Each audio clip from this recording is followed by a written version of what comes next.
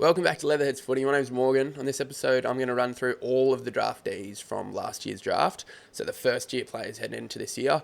Just going to talk about each one after the other, thanks to the age for their graphics and stuff, until I run out of things to say, basically. So we'll see how we go.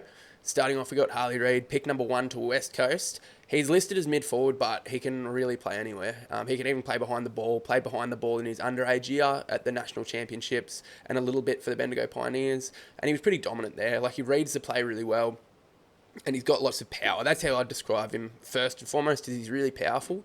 And he uses that playing through the stoppages. He was the leading clearance player at the Under-18s Carnival last season. And he's just really strong at breaking away from stoppages. He's clean gathering the footy, but then he's got a super strong fend. Probably you might have heard about him. Lots of similarities to Dustin Martin with that fend, but then it's not his only trick. He's also got a really good sidestep, agility. He's got surprising acceleration, and then he uses that playing off halfback where he likes to run and carry with the football. Really a complete player. Like, there's not really any areas of his game that are missing. The only thing I would say is he doesn't seem to have as high work rate, but that could also be just a result of him not really needing to try at under 18 level because he's so much better than everyone else. He's definitely ready for AFL footy. He showed that in his games in the VFL where he was just as dominant. He even looked like, he put in a little bit more effort and he was more dominant because he wanted to put in a show against the VFL sort of mature bodies. But he was still busting out the fens, bumping guys over. He likes to put on a show. He's ready for the AFL. And word is they're going to start him off halfback. I like that. He'll definitely play through the midfield as well. Might even have a go up forward where he uses his strength to beat guys in one-on-one contests. He can even take a hanger, overhead mark. He's a good finisher, and he's just got great game sense. He's got that X factor, which is basically the ability to sense moments in games and then the confidence to impose himself on those moments and get a result for his team. But I like that sort of midfield, halfback. Just get his hands on the footy, start to see the game at AFL level, see how all of the players move, see the different shapes and structures. So, he's going to be a great one to watch. But I think, it's not even really any point saying that because everyone knows he's going to be a gun. And pick number 2, we got Colby McKercher, who went to North Melbourne. Interestingly, you get into the psychology of drafting a little bit, and North Melbourne had 2 back-to-back picks. They had pick 2 and pick 3. And what they did was they picked McKercher, pick 2. Then they bid on Jed Walter. Gold Coast matched that. And then they picked Zane Duursma with pick 4. It's just interesting to note that obviously they want to make Gold Coast pay as high a price as possible for Walter.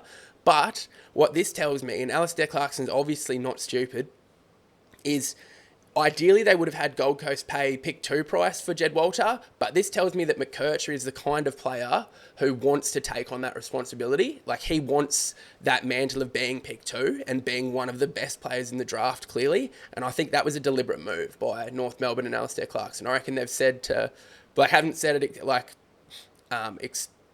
whatever it is. They haven't said it out loud to him, but they've just picked him with pick 2, and they're saying, you're our guy. We think you're the best player in the draft behind Harley Reid. And this guy's good. He's good to watch.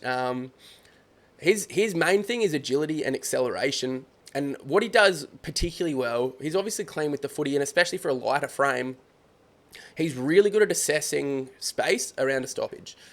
So when you watch him play, he played purely as an inside mid for the Tassie Devils and then for the Allies. But I think for North Melbourne, just because he is a bit of a lighter frame and he's not quite got that strength and physicality yet, I think he'll play off halfback or off a wing.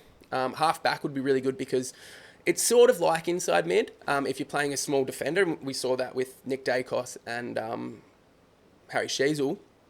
Is you get similar situations, like you're still reading the ball off hands when long kicks come in and there's a pack situation, but when the ball hits the ground, a little bit like a centre clearance or another stoppage, it's just a little bit less congested. So you might have 60% of the players around you, but you can still use those skills, really be able to assess where players are, where opposition are, read the situation, and then make a decision whether that's by hand, by foot, or acceleration. And what McKercher does really well, he assesses that space around a stoppage, he works out where the gaps are, and he's very nippy, and he can just dart through traffic really, really well. He's also got really good vision, good at releasing with the handball, but most of the time he'll try and get on that left foot, and he's a nice left foot kick. He's got that natural sort of left footer's arc, And yeah, he hits the ball pretty well. He pushes forward and kicks goals. So I think like he is a great get for North Melbourne. And most importantly, I think he complements their midfield really well. If they were to get someone like Reid, I think with Wardlaw in there already, and LDU, they've already got those powerful guys. But McKercher's like a really, really good balancing mid on the outside, because he's not like your pure in and under heaps of tackles tough midfielder. He's the guy that's going to be linking up on the outside, and he's just really damaging. He's a massive meters gain player. Like every time he gets the footy, he takes off, he kicks long, and he's just really damaging from that point of view. Heaps and heaps of meters gained, always looking to go forward, gain territory. He also likes a 1-2, like he'll kick, follow up. He's always following up the footy, and he plays with that intensity, and I think that's probably why they picked him with pick 2, is he believes he's good, he plays with that intensity, and I think he'll take on that responsibility and be a really good player for them. As I touched on before, Jed Walter went pick 3 in the end after North Melbourne bid on him and Gold Coast had to match the bid. I don't think this is a reflection of his actual value personally. I know a lot of people, I was hearing people say he was good enough to go pick 1. Just my opinion, obviously. I don't think he's nearly that good. I would have him like 6, 7, 8 maybe in this draft, like quite a bit lower. The reason for that is he's already sort of maxed out. That's how I look at it. Like he's 194 centimetres, 97 kilos, plays as a key forward. He was All-Australian 2 years ago as an underager, so he was already fully developed. Then he was All-Australian again this year. But you've got to consider a few things. One, when he was playing for the Allies, they won the competition. They were the best team in the comp by far. He was their key forward and like their main key forward. They target him all the time. I really don't think he took the most of those opportunities. He's just a little bit clumsy. That's sort of how I look at him. One thing he's got absolutely is intensity and effort. He plays with incredible effort. He never shies away from a contest. He's always splitting packs. Anytime they go long to a contest, he's running flat out, attacking the footy in the air, and his defensive pressure is actually terrifying. For a guy as big as he is, I've never seen anything like it. Like, I've never seen a big guy chase the way he does. Like, flat out. He looks like a wild animal. It looks like a lion chasing down a deer or something when he's chasing small defenders down. Insane. So, like, I love that. Not taking anything away from him. Like, he is doing the absolute most that he can. I just don't think he's quite as clean. And, like, I think he will still be a really good asset for Gold Coast because they've got Ben King. And Ben King is that alternative. Like, he's very clean in the air, but he doesn't play with the same intensity or physicality that Jed Walter does. So, Ben King will be that option if you're trying to get a mark and a set shot at goal, whereas Walter's going to be that one if you just want to bring the ball to ground, put some pressure on in the forward 50. That being said, I think where he's gone in the draft, and especially in such a really good draft, just temper expectations a little bit because he's not on the same level as like a Sam Darcy or either the King boys or like a Jamara Ugle-Hagan, even Logan McDonald, Phil Thorpe. I just don't think he's on that level of class with his hands and his finishing. Like, he doesn't look like he's got a really solid set shot routine. His kicking mechanics look a little bit all over the place, but that's just my opinion, like I said. Next up, we've got another one in North Melbourne. Zane Duursma went pick 4 in the end after the bids. 189 centimetre, 80 kilo. He's a forward mid, a little bit like Reid. To be honest, I think this guy could be the best player in the draft. It's a pretty big call, like, considering it's a strong draft and Reid's in it, but there's something about him. There's something special about this guy. One is he plays a mixture of like key forward and inside mid that you really don't see. Like, he's good on the lead, but then he can also take big pack marks. He took a specky running back with the flight, which is almost impossible, and he did it.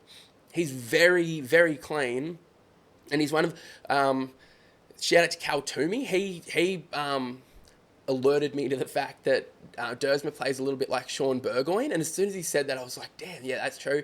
But I think he's a mixture. I reckon he's a mixture between Sean Burgoyne and Nick Riewoldt, which is bizarre. Like, it's bizarre to think about, but that's how he plays. And I think he's actually a little bit of a victim of his own smoothness. He's one of those players where, a little bit like Burgoyne, I think this is why Burgoyne was so underrated. by most people. Side note, Scott Pendlebury reckons Burgoyne's his favourite player and like one of the best he ever played against, and Pendles would know a little bit about footy. But I think Duursma's a victim of being so smooth that a lot of the time you don't realise how good the play was that he just executed because he makes it look so easy. Like the way he gets out of stoppage, someone like a Harley Reid, even a McKercher, they might break a tackle, Harley will break a tackle, McKercher, wicked sidestep acceleration, and it looks more flashy. Duursma just reads it that well. He picks the right option so quickly that it looks like he's just run around someone. It looks like it was an easy clearance, but I think it's probably more likely that he just understands the game that well that he makes it look easy. Be interesting to see him coming into the AFL. He did play one VFL game, and like had some impressive moments. He took a big pack mark. He's just super clean and super damaging. Kicks heaps of goals. Even last year he was kicking heaps of goals. Interestingly, Mateus Philippou, who was picked 10, I think, in the 2022 draft. I was listening to an interview with him, and he was asked of that 2022 draft class, which was Aaron Cadman, Ashcroft, Wardlaw, Sheasel, that draft crew. He was asked who he thought the best players in it were, and surprisingly, he actually said Duursma and Reid, even though they were underage players. He said they were the best players that he played against in that under-18 carnival, and I think that's pretty spot on. That draft, apart from Wardlaw, for me, I don't think really had anyone of that top echelon, superstar level. But this draft, I think there's quite a few that have that potential, and Duursma and Reid, I reckon, yeah, they're both special talents. And yeah, like I said before, I reckon Duursma even could be better than Reid, which would be wicked to watch. At AFL level, it'll be interesting to see how he goes because he's got the class to get involved and with that game sense, but he might get ragdolled a little bit. I can see him sort of just pushing up from half forward. I wouldn't even like to see him in the stoppages yet, but just pushing up from half forward. He's really smart in the lead. He might take a few good grabs and he'll kick a couple of goals, but I don't expect him to get involved too much. Like in fairness, you'd probably have him on your bench. I wouldn't field him. Nick Watson, pick 5 going to the Hawks. This guy is unbelievable to watch. Like if he was watching his highlights, if he was 186 centimetres and had the same attributes, he would be pick 1. For sure, because he does everything. He's got wicked acceleration.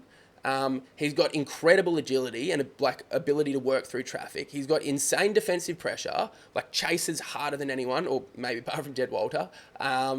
He's got incredible finishing around goal, but then also will lace out teammates, right foot, left foot. Super creative with the way he uses his footy, and he's got that X factor for sure. The only thing holding him back is really his height. And I think we're starting to see, like particularly in the Brownlow this year, you're starting to see that height's not necessarily a factor in the AFL as much as it used to be. Like around 2011, 2012, the game got super congested, and that's why we saw all those rule changes coming in to open up the game. Around that time, small players weren't having much of an impact, and particularly young guys, like small, like short but also lightly framed, were taking years to start to have an impact at AFL level because you needed to have pre-season after pre-season building that muscular frame to deal with the congestion and all the physicality around the footy because it was so congested. But now we're starting to see guys like Nick Dacos, Errol Goulden, Zach Butters, these players that are smaller but are just really clean, really quick with their decision-making and disposal, good agility, because there's a little bit more space. They can weave through traffic more than, say, players used to do about 10 years ago. So for that reason, I can see Watson having a massive impact pretty early in his career. It'll just, I think, not so much his physicality, but it'll just be getting used to the pace of AFL level and playing on genuinely good defenders because it won't take long before he gets the best defender each week, and most teams have one really good lockdown small defender, whereas at under 18 level, there's not really any lockdown small defenders. There's the occasional like key defender, but generally your best players in the under 18s play through the midfield or forward. So yeah, he has big games in the under 18s, but it'll be interesting to see how he adapts. He'd be a nightmare to match up on, though, just because he's so quick. And being the height that he is, he knows how to drop the shoulder. He'll draw lots of free kicks, and it'll be funny watching him play on the same team as Jack Ginnivan. Opposition fans are going to hate them because they're going to get so many high free kicks. But as I mentioned, just really, really classy and super exciting. He'll be a cult hero in no time. Next up, Ryley Sanders, pick 6 to the Bulldogs. Inside mid, he had the most disposals for the year, just ahead of Colby McKercher, and they both played for the Allies. Sanders played for Sandringham Dragons, which is in the Coates Talent League, previously called the NAB League, whereas McKercher played for the Tassie Devils, but then they were both on the same Allies team in the Under-18 Championships because Sanders is from Tasmania. But he obviously moved to Melbourne for schooling and footy. I really, really like this guy too. He reminds me of Sam Mitchell. He's not, doesn't look athletic or explosive, but gee, he makes good decisions and he just reads the stoppage really, really well and fantastic at releasing teammates by hand. He's also strong, so I reckon he'll probably average the most fantasy points of first-year player this year. Just because he goes into a Western Bulldogs team that's lost a couple of mids already. They're a high possession team. And physically, he's ready to go. He just reads the game well. Really, really high footy IQ. Fantastic. He's good. He's very good. I like watching the two of them. As I mentioned before, McKercher went pick 2. And watching the two of them play for the Allies, I knew, externally, McKercher was rated higher. And I can't really split these two. I really can't. McKercher is more damaging with footy in hand. But Sanders, he's just so smart with the footy. So smart. He doesn't have, McKercher's got a more penetrating kick and he's more penetrating with his run. Takes more ground, more metres gained. But Sanders just sees those options. Like Sam Mitchell. If you go and watch some Sam Mitchell highlights, go and watch some Ryley Sanders highlights, you'll see, he can chip those kicks into space, kicking through a zone. Wicked with his handball receives out of stoppages. Just fantastic. Very excited to see him at the Doggies. I think he's a good shout for the Rising Star. Pick 7, we got Caleb Windsor going to the Melbourne Demons. Another guy that I'm a massive fan on. This top 10 is quite interesting. I think there's a high chance, really, that picks 5 to 10 could be just as good as picks 1 to 5. Because it was a pretty even top 10 or so players, really, in this draft. And that, this is a super draft. I should say that, straight off the top. This is a super draft. Really excited to watch all of these guys go at it, but super high level. People knew that heading into it. There was talk about it last year, even the year before. You could see these guys coming through. So, super excited. So, Caleb Windsor, he's listed as a wingman. I think long-term he'll play inside mid, just because he's so damaging with the footy, but he'll start on the wing or potentially even off half-back at AFL level. 184 centimetres, 74 kilos. He's the best kick in the draft, and he's also the most damaging with the footy. He doesn't get as many possessions as some of the other players, but I think partly that was due to playing on the wing in the Coates Talent League. And then even when he played at the championships, he played a little bit of inside mid, but mainly on the wing, and he played for Vic Metro, who really struggled. Vic Metro didn't really have any experienced or bigger-bodied inside mids. Their midfielder was pretty much all underages, so it'll be interesting to watch them next year. They'll probably be pretty dominant, but he didn't really have anyone winning the footy for him on the inside. Even still, though, when the ball gets out to him, there's a channel called Footy Stuff on YouTube, and he does, or I don't know, he or she does clip videos where he's clipped up every single disposal/involvement tackle of these draft prospects. And you watch every single touch that Caleb Windsor has, it looks like a highlights package because he just doesn't miss a target. He kicks the ball so sweetly. He's also got incredible acceleration. I think he tested top 5 at the combine for acceleration, and he was pretty high up in agility too. And he makes wicked decisions too. When he gets the ball in congestion, he's the only player. It doesn't happen that often. Normally when you're watching, because you've got watching vision, because you've got the that higher vantage point that the players don't have, it's pretty easy for you to see where they should go with the ball. It's pretty easy for you to see a way out of traffic or whatever. And that's why when you're watching someone like Ryley Sanders, you see the options and then he makes a right one most of the time. Windsor is the first time I've watched someone, he makes options that I didn't even see. That's how, and he makes them so quickly. He gets the footy and you're he's in trouble there. And then before you know it, he's taken one step, found a handball, and you're I didn't even think that was possible. But he's wicked. Yeah, wicked. Very, very quick thinking player. Really good with his feet as well, accelerating out of trouble. And then, as I mentioned, best kick in the draft, really damaging with the footy, very rarely wastes it. I think a really, really good draft pick. not only getting like probably an equal value for the pick that they were at, but where Melbourne's at, they want to speed up their ball movement. They've got the big guys, like the opposite of when he was playing for Vic Metro. They've got the big balls inside who are winning the footy and getting it out to their runners, but they're not getting as much damage and as much reward from, say, their wings and their half-backs as they should be. No, they've got Ed Langdon. They've got... Who just came over? Oh, Lockie Hunter came over. Both of them, they're good runners, but they're kind of plotters. Like, they're not fast, and neither of them are great kicks. Like, Hunter's quite a smart kick. Langdon's not a great kick. Whereas Windsor, he's super damaging with the footy. So I think as a first-year player, he has the potential to change sort of the look of this Melbourne team, and I'm really excited to see it. I think he plays early. I would consider even starting him on field in fantasy, really. Like, he's going to be good. I reckon he'll play wing, half-back, as I mentioned before, but he'll get involved. They like to chip the ball around on the wing, and he's good at finding space. So, excited to watch him. As well as being a good outside player like that, good acceleration, kicks the ball well, he also has really good defensive pressure, chases hard, and tackles really hard for a guy his size. So, even when he puts on a little bit more size, with the pace that he's got, he's going to be a really well-rounded inside mid. Alrighty, let's keep going. Daniel Curtin. Yeah, just reading these names one after the other, it's a really good draft. So Dan Curtin's gone pick 8 to Adelaide, Western Australian.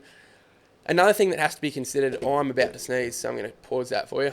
Okay, I'm back. Dan Curtin played for WA. WA were terrible, basically, in this under-18 championship. And it would have been a real struggle to play for them. He's 197 centimetres, 95 kilos, was playing key defender, but then he even pushed into the midfield, which is something you don't see. You don't see key defenders have their second position playing on ball, and he played probably both equally well. The thing that stands out with Dan Curtin is just his calmness and composure. He was a captain of Western Australia, and I think he's a future AFL captain. He's another one a little bit like Ryley Sanders. It doesn't look overly athletic. It doesn't look like he's got great acceleration or agility, but whenever he gets the footy, he makes the right decision, and he's just so calm with it. He's got a really good, feint kick. I shouldn't swear. What's it called? Dummy. He's got a real good dummy with his kick, where he loads up on that left foot like he's going to go, but the amount of times you see him then feint, step inside. Yeah, I think at AFL level, they'll probably work that out a little bit quicker, but he's just so calm with the ball. Really, really impressive, and he's a beautiful kick of the footy. Bizarre even. Yeah, he's a confusing player, and I think that might be a little bit why he slid in the draft, because I think he's probably better than pick 8. Or at least his ceiling is one of the highest in this draft. I think playing for Western Australia, this happens a lot, because the Talent League, the under-18 competition in Victoria, all the good players, most of the good players play together in that, and they just play under-18s, and they're able to be a lot more dominant because they're only playing against 18-year-olds, whereas the under-18s comp in Western Australia is not nearly as strong. So generally, your good draft prospects like Dan Curtin, he plays under-18s and he just dominates because, well, for one, you've got bigger field, so there's more space, easy for him to just rack up possessions, be very damaging, but the standard's just not as high. So he dominates, and what ends up happening is he'll end up playing reserves and then senior footy, where obviously he's not going to be as dominant because he's playing against adult men. But I think it means that potentially recruiters lose track of how good these guys are because they're playing against more challenging opposition. And then Western Australia really weren't good in this championship. And as was the case with a few guys, and I'll get to Nate Caddy soon, if you're playing for a bad team at the champs, it's a lot harder to do well, whereas something like the Allies, and I guess it's hard to tell what comes first, chicken or the egg. Is the team bad because it's got bad players in it and therefore they should go later? But I think the top end guys are still pretty similar. But if the rest of your team is good, like players 10 to 22, it just makes it so much easier for everyone else to be dominant because your team's winning the footy more. There's less pressure on, you're ahead of the game. You're able to show your skills. He wasn't able to do that. He had to play key defence in a struggling team and then move into the midfield. So I think he's another one definitely ready for AFL footy. I think he plays round 1 or close to and will start off halfback because He just sees the game really well, and as I mentioned before, he's a really, really nice kick, and in particular, like he hits the ball sweet, but in particular, he's really good at weighting the ball out in front of a lead, that's quite a rare skill, being able to know exactly how much weight to put on a kick. A lot of guys, they sort of get used to firing these bullets where you don't really have to worry as much about the elevation and weight you put into a kick. But Curtin, and this would be very helpful at AFL level, trying to kick through a zone, is really good at just weighting the ball over, landing it perfectly in a gap for a leading teammate to run onto the footy. Next up, who we got? Ethan Reid, another Gold Coast Academy guy. Geelong bid on him, and then there was actually a little bit of a pick swap. But he's like one of these unicorns that are coming through, like Nick Cox, who was the 2020 draft. Yeah, he would have been about pick 9 actually to Essendon in the 2020 draft. Over 200 centimetres, runs a sub 6 second 2 kilometre time trial, which would actually win the time trial at a few AFL clubs, like all players included. It's insane that a guy his size can run that quick a 2K, so he's obviously got elite endurance. He's another one of these rucks coming through where he's probably a better midfielder than he is ruck at the moment, but obviously he's got the height. Did play a couple of VFL games, took one good mark in the VFL, which shows that he does read the ball pretty well in the air, and when he builds a little bit more onto his frame, he should be able to be more competitive in those ruck contests and contested marks down the line, that sort of thing. But at the moment, his strength is his agility. He's clean with his hands. He's got that elite endurance that I touched on, and he's also a beautiful kick of the footy. I think, he'd be the best guy over 200 centimetres I've seen kick the footy. Looks very, very comfortable with his ball drop. Not just kicking down the line, but like he can get the ball to boot really quickly, fire out like little bullets to teammates. So very impressive. I think he's a weight though. For sure. I think he could be their long-term ruckman, either him or Mac Andrew. But as we've seen with Mac Andrew, who's ended up playing a little bit of like third tall in defence, it can take a long time for these developing rucks to get into the team. Will be interesting to see how he goes, but with that endurance, you'd think he ends up being the long-term ruck for Gold Coast as long as he can work on the actual ruck craft of his game, which is pretty important if you're a ruckman. Finally, number 10. I'm going to sneeze again. Or I'm back. Number 10, we got Nate Caddy. As I was talking about a little bit before with Jed Walter, I actually had Nate Caddy and Jed Walter pretty much even. The reason for that was they had a pretty similar national championship as far as goals and impact and stuff like that, but Nate Caddy was playing for Vic Metro, and they scored probably half the points that the Allies did where Walter was playing. That's an important thing to consider. Like, if you're both playing key forward, you're both the main target, one team's having twice as many opportunities as the other, and you're getting pretty similar input, I think that shows that, potentially Caddy could be a better player than Jed Walter, because he's got all the things that Walter doesn't do. To the same extent, though, Walter's got the things that Nate Caddy doesn't do. Like, he's big enough to be a genuine key forward. He's really strong and powerful, and he competes harder in the air, but not by much. And I think most of the reason he competes harder is just because he is bigger. Caddy's just very smart. He is a little bit undersized, 193 centimetres, 88 kilos, but I don't think that really holds him back because he's a complete player. Reads the ball well in the air, he's got clean hands, and then he's a really beautiful kick of the footy. Finishing goals, he is. Can kick on his left as well, which is always a good sign for a key forward. Shows that they're rounding out their game, because that just comes down to practice, your left foot kicking. But he's also a good kick going inside 50, and he's a good playmaker. And he showed that his ability to push into the midfield for certain games. He had a 25 disposal, 6 goal game in the Talent League, which was that's massive. For a key forward to have 25 touches and still kick 6 goals, huge effort. But he can push into the midfield where he shows his aggression and his physicality around the ball. So he's another one who's definitely up to AFL level. It'll just be interesting to see where he plays, whether he can slot in as that sort of third tall forward, or whether he even plays a little bit like Jake Stringer does, where he pushes into the midfield, can win a clearance, but can also lay some crunching tackles. I think in the end he'll end up playing as that hit-up forward. I think a little bit like Bailey Fritsch in the style that he plays. A little bit like Bailey Fritsch, maybe like a Brody Myercheck. Probably got more of the toughness of a Myercheck, but can lay a good tackle, and I think he'll really rejuvenate Essendon's forward line add a little bit of aerial presence, but then also some ground level pressure, which they are missing especially since Tipper retired. They haven't really had those guys putting on heaps of forward pressure. So excited to see him. I'll do one more just because I think this top 11 group is pretty even, and then it falls away. So pick 11.